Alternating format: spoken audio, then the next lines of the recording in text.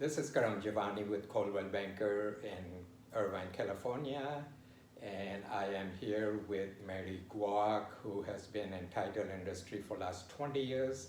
She is currently a vice president for Lawyers Title, and she'll be talking on a very important topic today, which is chain of title and deeds. Yes. Mary, it's all yours. Thank you so much, Karam. Thanks so much for tuning in, everyone. I wanted to share with you today just a couple of things that we see in the industry and the importance for you as a homeowner.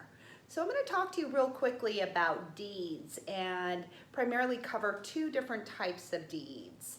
The first deed that I'm going to talk about is what I call vesting deed, and it is in essence your ownership deed. This could be in the form of a grant deed or a warranty deed or a quitclaim deed. Most of us receive this deed or a copy of it when we purchase the property. So the person who sold you the property deeded it over to your name. And after you purchased it, it gets recorded with the county and it is electronically stored there for you. What's unique about these deeds is it's unlike a kind of like a pink slip to a car, because a lot of times people think that just having that piece of paper validates the ownership forever. But in essence, it doesn't, because even if you have the original copy, it is what is of record publicly. So if you were not to check your deeds often enough and fall victim to fraud, you wouldn't necessarily know it if you did not periodically check these vesting deeds. In prior recordings that Karam has educated us on, I know we've talked about fraud, and this kind of goes hand in hand with it. You would be able to check these vesting deeds, if you will, when you work with a professional like Karam, and he would be able to obtain the copies for you to make sure that what you intended is the way it's showing of public record. So one thing to keep in mind is even after you purchase the property, you could have other deeds in your chain of title. So the other deed would be, you may have acquired the property as husband and wife, and then 5 years after you purchased it, maybe you put it into a trust, or maybe you added your eldest child to the chain of title. In that case, there would be a new deed. But the reason why this would be important to check is to make sure that the deed that's of record is really you, and that there are no changes that took place without your knowledge. So the first type of deed that we talked about are vesting or ownership deeds. The second type of deed that we're going to talk about are called deeds of trust.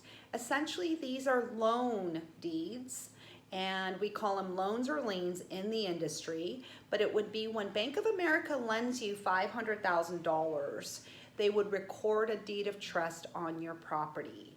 And what we see oftentimes that can be a problem, but that's also avoidable, is many people will get in the life of ownership multiple refinances on their home, and what we notice is many lenders fall short and either fail to or forget to record a release.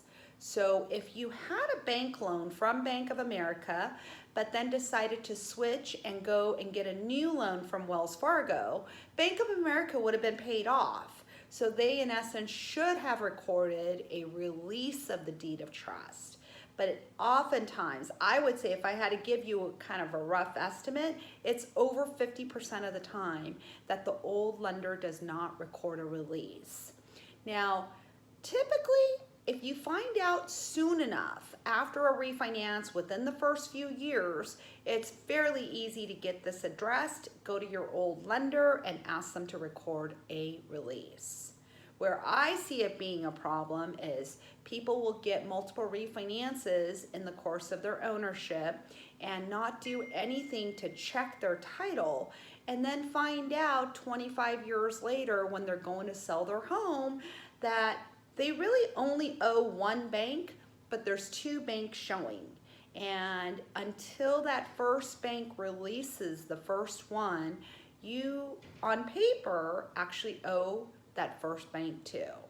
So if you were to check your title and check the chain on a frequent basis, you would be able to avoid this type of a complication or headache down the line.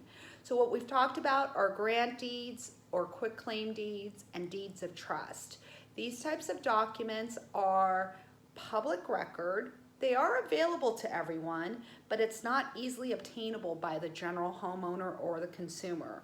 What you'll want to do is you'll want to contact your real estate professional like Karam Jivani, and he would be able to work with us at Title to get these copies over to you. Please don't hesitate to contact him for these needs. He can be reached at 949-338-5583. Thank you so much for watching and have a great day.